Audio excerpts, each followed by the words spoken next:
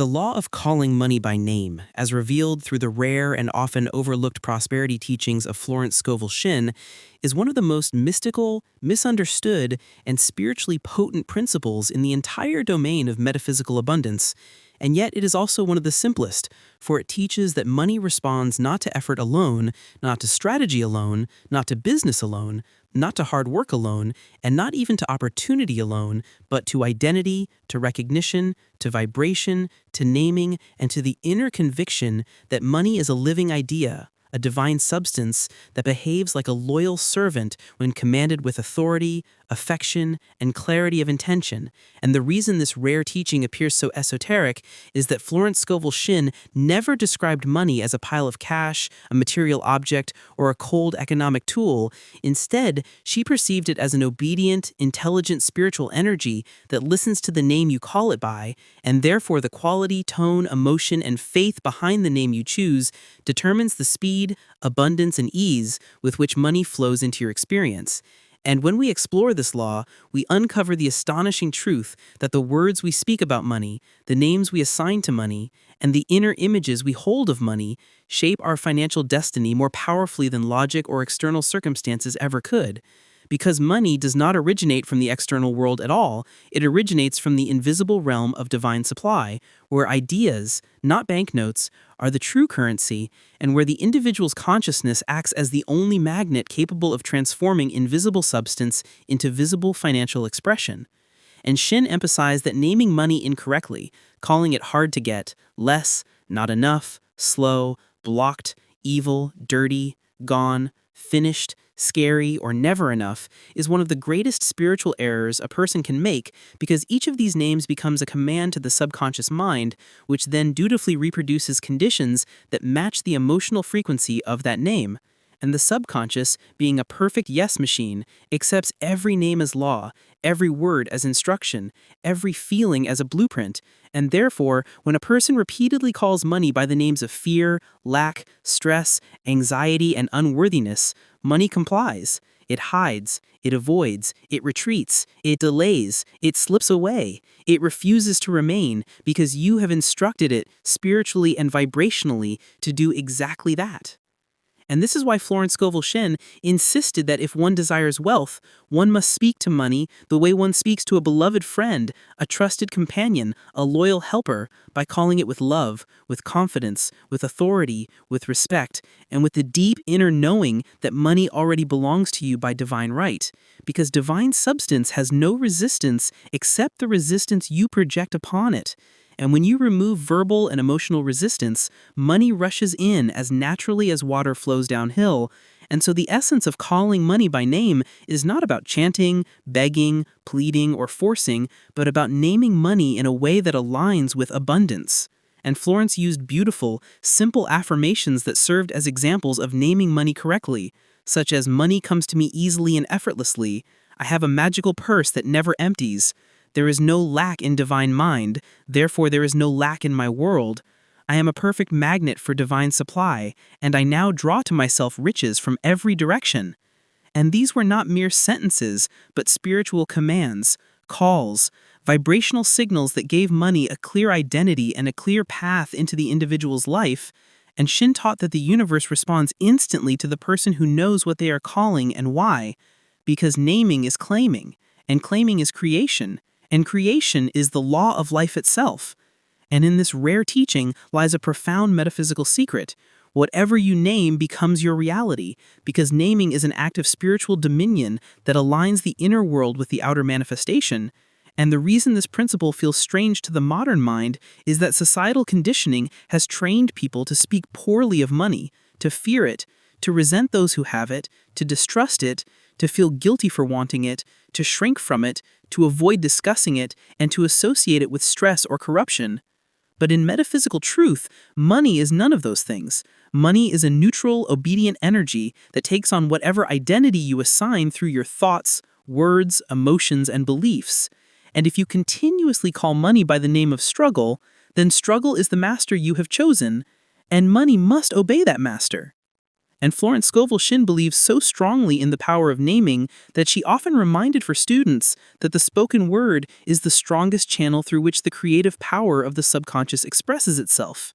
And this is why she placed such emphasis on what she called the chemistry of words, meaning that every word releases a vibration that forms its own matching chain of events. And therefore, if you call money by a negative name, you activate chains of lack. But if you call money by an abundant name, you activate chains of unexpected blessings. And she gave many real-life examples.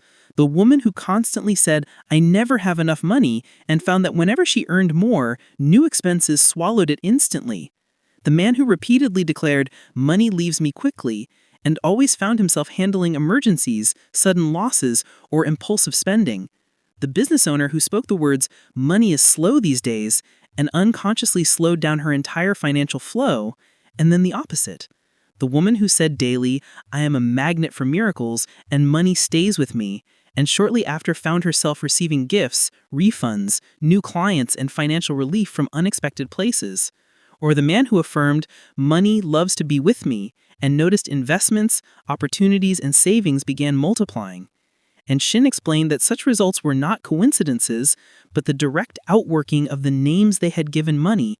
And she said, the game of life is a game of boomerangs. What you speak, you receive. Which means that money behaves exactly like the name you throw into the universe, and the universe returns that name wrapped in real-life conditions. And what makes this teaching rare is that most people chase money, beg for money, worry about money, or attempt to earn it through force alone. But Florence taught that the highest prosperity does not come from external pursuit, but from internal command, and that command begins with naming money correctly, lovingly, confidently, and in harmony with divine order. Because divine supply never fails, never delays, never withholds. Only the individual's consciousness does. And so to practice the law of calling money by name, one must begin by dissolving all negative names that have attached themselves to money over the years, such as hard, scary, unsafe, unstable, rare, or impassable, and replace them with new names like abundant, easy, friendly, faithful, ever-present, flowing, overflowing, multiplying, secure, loyal, supportive, divine, and mine by right. And once this shift happens, the subconscious mind, which has no choice but to obey, begins opening doors. Doors in the form of opportunities, intuitive ideas, inspired actions, helpful people, unexpected channels, and miraculous alignments that seem unrelated but are actually the direct response to the new name you have assigned to money. And one of Shinn's most powerful but least discussed insights was that money is a reflection of self-worth. And therefore, if a person secretly calls themselves unworthy by thinking thoughts like, "Who am I to be wealthy?" or "I'm not lucky like others," or "I don't deserve abundance," then their energy instructs money to stay away, because money cannot enter a space where the host believes they are unworthy.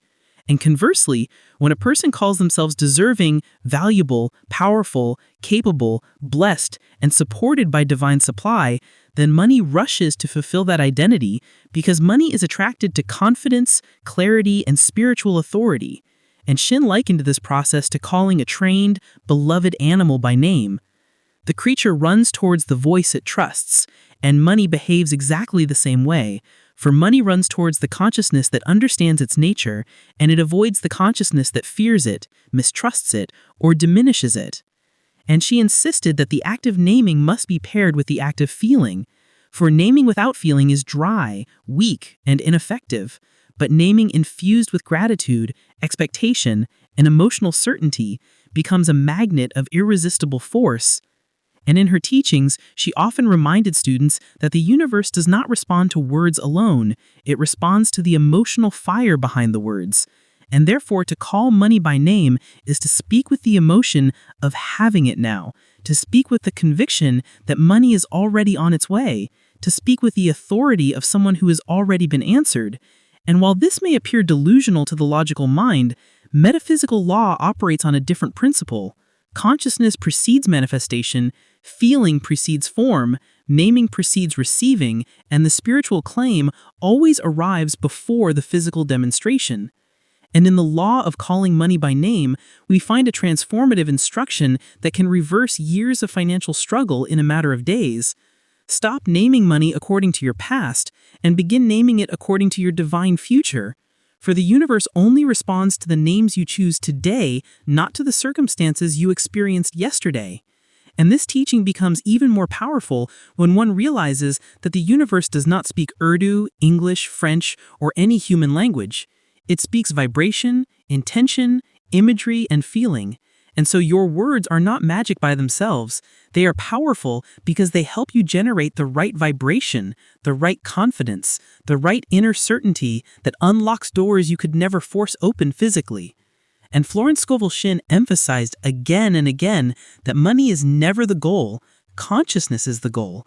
And when consciousness changes, money follows like a shadow. And calling money by name is simply the method of changing consciousness by transforming the relationship between the individual and divine substance. And so many people unknowingly call money incorrectly every day. When they sigh when paying bills, when they panic after seeing prices. Florence Scovel Shinn's divine wisdom has always revealed this truth. No surprising news, no miracle, no unexpected joy, and no divine gift appears suddenly in a person's life. It first takes birth silently inside a person's consciousness, then in their belief, then in their attitude, and finally manifests in their outer world. And this is why when I tell you that astonishing good news is coming to your home, it is not a poetic phrase. It is a solid spiritual law that is operating around you at this very moment. Your frequency is changing, your energy is expanding, the doors of your heart are opening, and the universe is pulling you toward the very light, greatness, and provision for which you have been praying for so long. And those prayers were never wasted, never rejected, never forgotten. Every prayer, every tear, every hope, every waiting moment was recorded in the divine registry. And now the time has come for all of it to unfold in your life. Because Florence said that when a person finally releases inner resistance, the universe immediately begins to work in their favor. The blessings, the provision, the gifts, and the successes that were previously blocked suddenly enter into flow, and a person becomes amazed, how did everything change so fast? But the truth is, nothing changed. You changed. Your belief changed, your energy changed, and when the inner axis of a human being shifts, the outer world must, inevitably and unfailingly, shift with it. And in this very moment, as you read these words, know that the success, the love, the abundance, the good news, the forgiveness, the upliftment, the rebuilding, the hidden help, and the long-awaited answered prayer are all moving toward you. The universe does not accept any blockage in this divine flow. No delay can hold back its plan. No fear can weaken its movement. For when God says be, then all of creation must become it is. All energies, all vibrations, all pathways, all sources begin to turn toward the person. And according to Florence, this turning begins the moment a person says in their heart, I am ready, I am present, I accept. I believe that I receive exactly what I ask for, and I attract exactly what destiny has already kept aside for me. This is the true moment of transformation, free from outer conditions, free from past pain, free from people's opinions. When your belief becomes strong, the universe lays a path beneath your feet on which you cannot fall. It opens doors that once seemed impossible. It turns hearts in your favor. It places in your hands exactly what your soul called for. And that is why this video, this message, this moment is not merely words. It is a cosmic signal aligning your being with divine supply. That provision, which has been flowing toward you for a long time, was simply waiting for your energy to shift. That success, which had your name on it, was simply waiting for your belief to strengthen. That good news you saw in dreams, asked for in prayers, cried for during difficult times, all of it is now becoming reality. Because when divine timing arrives, neither earth can stop it, nor heaven can delay it, nor circumstances can slow it down, nor human weakness can block it. And Florence explains that good news always arrives at the moment when a person feels tired inside, but still has not given up. The moment when hope becomes faint, but not dead. When prayers become quieter, but the longing remains alive. For that is precisely the moment when the divine system silently rewrites destiny. And today your life stands at that very point, at the doorway of breakthrough, at the turning point of destiny, at the threshold of answered prayer. The universe is working in your favor. A divine gift is being released in your name, a provision you never imagined, a help you didn't even ask for, an ease coming to bring peace to your destiny, a calm light after the storm preparing you for a new chapter. And all you need to do is cultivate that state of gratitude, which Florence calls the entrance to every miracle. When a person receives the future with gratitude, the future gives back exactly what they believe in. So at this moment, fix this truth in your heart. Your good news is coming toward your home. Your prayer is about to be answered. Your soul is about to receive the peace it waited for years. The person, the opportunity, the money, the work, the health, the relationship, the help, the victory, the success you longed for is about to enter your life. And when it arrives, you will fall into a prostration of gratitude before God, forgetting when the tears stopped, when the pain lifted, when time changed, and when the universe embraced you. It all happens in a single moment, and this is that moment. Because the door of change has opened, the flow has begun, the provision is in motion, and your astonishing good news is on its way to your home with your name, your destiny, and your future written upon it.